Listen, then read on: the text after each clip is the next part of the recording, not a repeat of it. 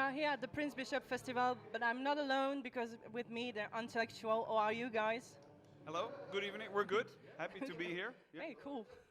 Uh, you formed a band between Nijmegen and Utrecht in 2000, I think.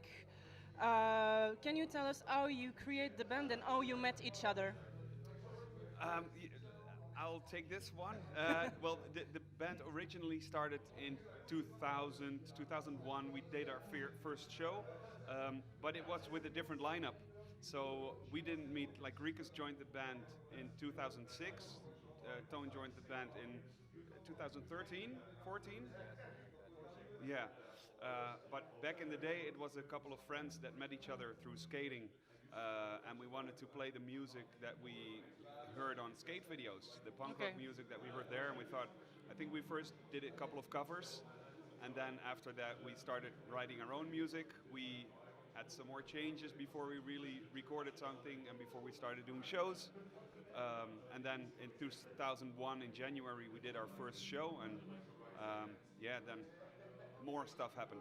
Yeah, then it really Yeah, started. yeah, Yeah, because we are existing for about 20 years now.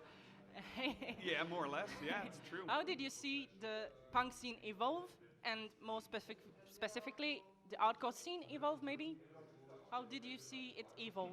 Ooh, well, um, yeah, 20 years is a long time, but I think we were inspired to start the band also because of the 90s punk rock, West Okay. Coast punk rock, skate punk scene.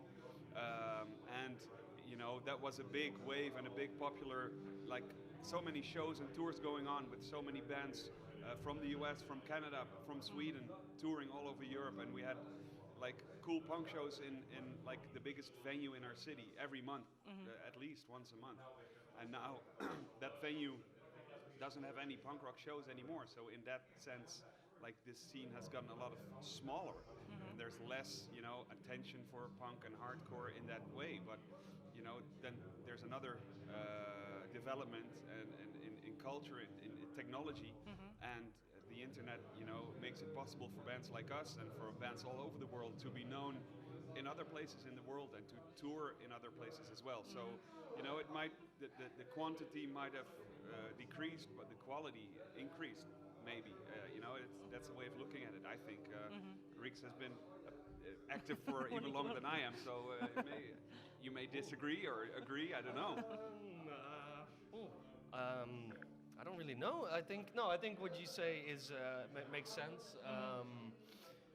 Yeah, and I think also ever since, like, yeah, obviously there was like a big spike in the like mid to late 1990s with melodic punk rock, but I think even after that spike went down, I think there's always been sort of Up and downs ups and downs, and also in which genres are more popular, because I think like in the like mid 2000s there was a like emo, but also like more hardcore.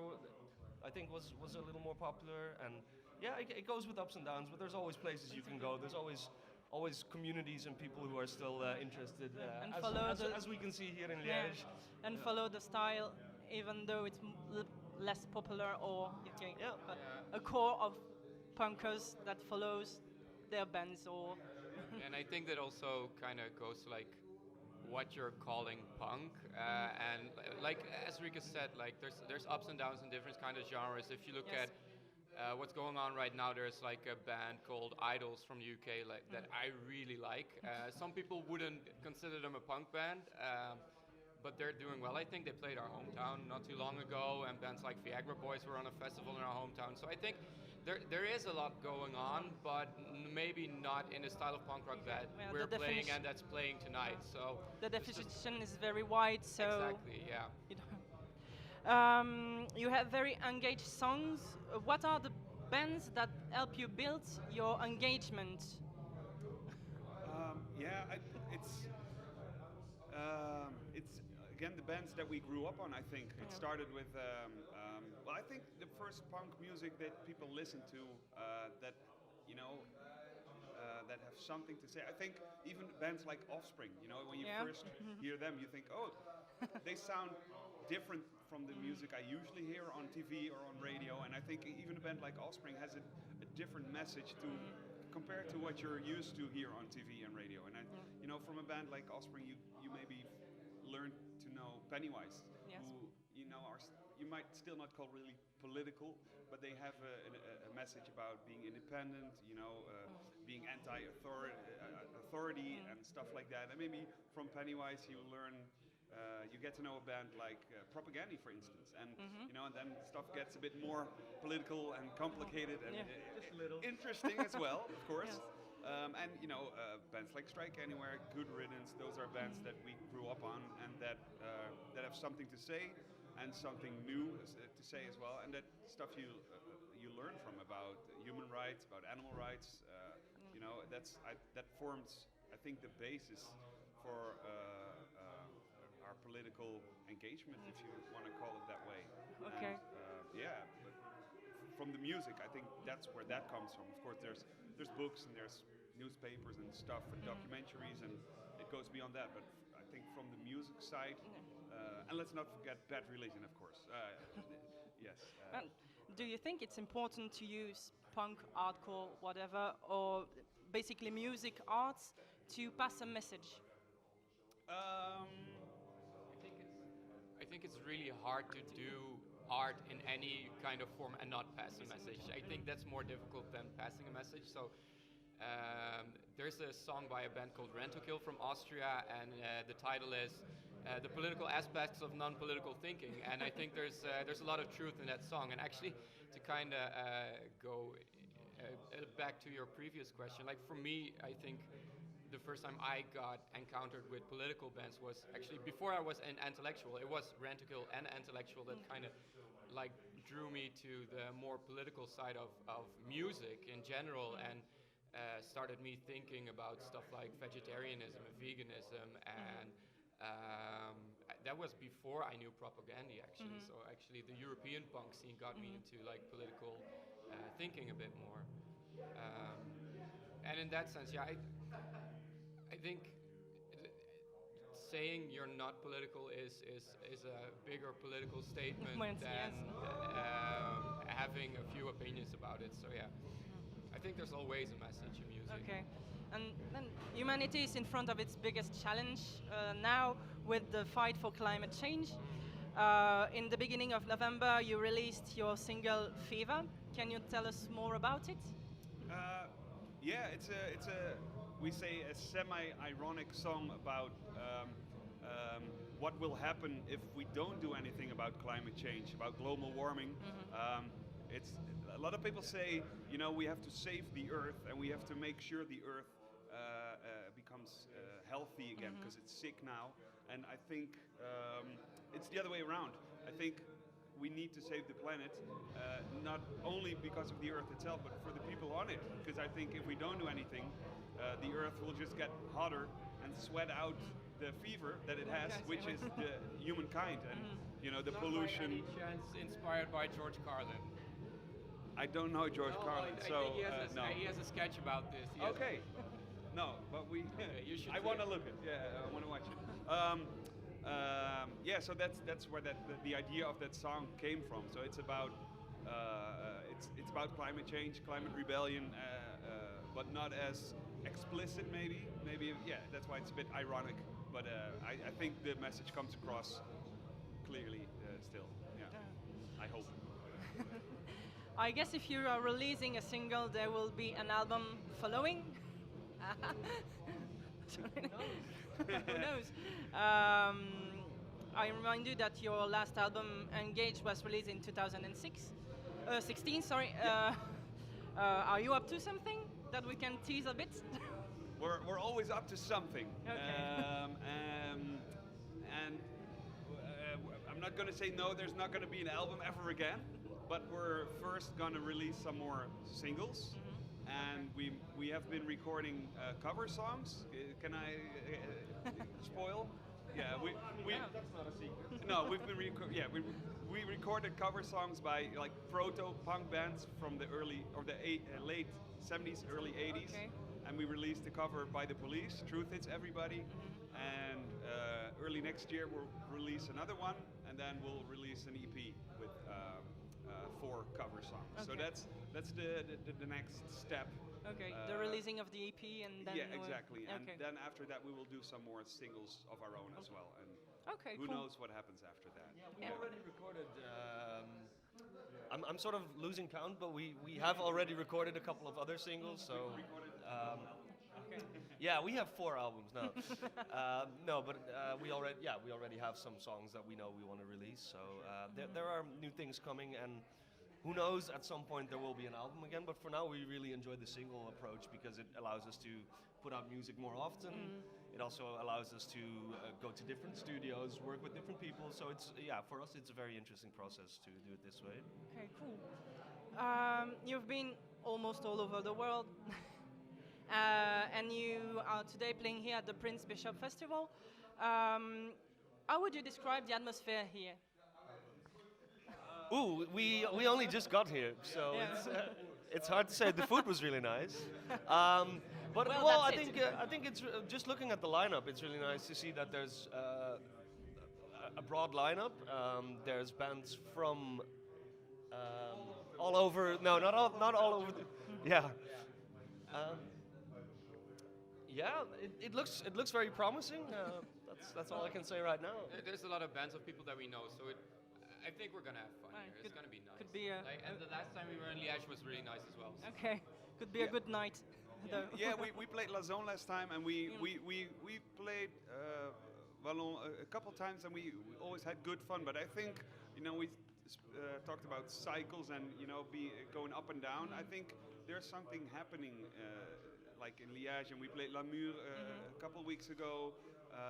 It seems like the scene here is growing or becoming a bit more active. I don't know, but we've been having really good shows here and a good time here. So we have high hopes for today. And Okay. I hope this is going to be the first of many editions of this festival to come, because it's a really cool idea to have 2 venues, 2 Yes. days, so you can really do a lot of stuff. So I hope for the best. Right, cool. I guess you lived a lot of things during you were on concert, on tour. Can you tell us what's your best memory, what's your worst, and what's the funniest?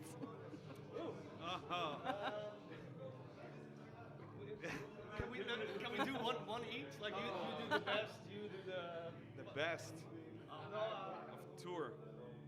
This is always, it's such a $1 million question. You always have, and we always talk about, what should we, because touring is waiting 95% of the time, sleeping 4% of the time, and playing shows 1% of the time. So of course there's weird stuff happening. I mean, we've played the weirdest places in car garages and video stores and stuff like that. Kegelbahn, the bowling alley, yeah. But it's when people ask on the spot, or not makeup, give your funniest story. I give you some thinking time in the meantime. I can give you some thinking time. I can probably tell about the worst, but that was just me personally. We were on tour with Boys It's Fire in 2011. And it has nothing to do with them, by the way. But I think they also played a couple of festivals on that tour that we didn't play, obviously, because we were the support act, the opening band. And on one of those days, I think we played in the German town of Zwiesel, which is in the Bavarian forest. And it's a great place, the Jugendcafé in Zwiesel, a legendary place. And we played there on our own, and Boys at Fire played some big festival. And I stayed up late with the locals and just drank all the beers there. And the next day, we had already played another show that afternoon also. But anyway, the next day we were playing a big show with Boys at Fire in Leipzig. And when we were having dinner, I was feeling shit. And I should have probably slept more the night before. And I remember playing the show, and I couldn't hold down any food, so I was playing the show without having eaten or anything. And it was a really fun show, but I had never felt so miserable while playing. The good news is that after the show, I felt great again. So just in spirits of fever, just sweating it out really works. Okay. Yeah, I have a sort of, I'm not even sure if this is funny, but it's kind of a weird thing. Like sometimes I tell this story and people kind of go like, "Oh, that's weird." Like back in 2014, I think it was one of my first tours. I was on. We went to Spain, and then we played a couple of shows in France, and then we played our first show in Spain, which was in San Sebastian in the Basque Country. And I remember the show being like super nice with like local support bands that were super nice people, super nice bands. People actually, there was some action in the room. Like we had a nice time. But typical Spanish show was kind of late, and the rest of us went to bed. And I thought like, I'm kind of in a mood, and people are going out. So I joined the local crew of like the sound tech and the bar people, and we went out into town and kind of had some drinks, and everybody was sharing drinks, and we went from one place to another. And at some point, the sound check, he asked me, "Hey, do you want to do GHB?" I was like, "No, man, I don't do drugs. I just drink. I'll have a beer, that's fine, but I'm not taking any drugs." And he said, "Oh, I'm not gonna share my drink with you anymore then, because it's in there. It's been there in there all night." Okay. It's like, "Oh, thanks for letting me know that you've been drugging me for the past like 2 hours." Okay. I was like, kind of weird. Yeah. Nothing weird happened, thankfully, and I made it safely back to the place we were sleeping early in the morning. And that about did well. 7. Yeah. So, cool. We have a tradition to finish the interviews. We give you the last words. So, to address to the people who will see this interview, so you can look straight at the camera and say whatever you want. That's a $2 million question. Whatever you want to those Yeah. who will see this interview. Hello, people of Liège, Luik, Lutich. There's more words for it probably, but I don't know. If you were at Prince Bishop Fest, I hope you had a great time. I hope we had a great show. I hope we played really well.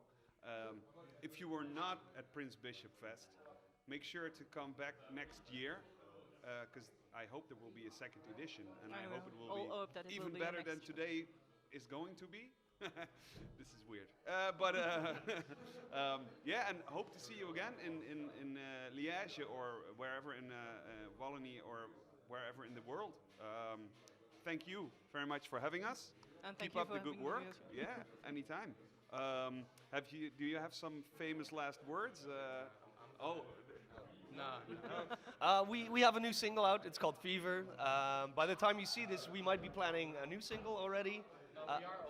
We are already planning it. It might be out by then. If you want to know more about that, check us out on Facebook, MySpace. Oh! Instagram. And we also have a website, Antillectual.com. Okay. yeah, that's it. Well, thank you for being with us, and we hope that everything will be well for the next. So, thank you very much.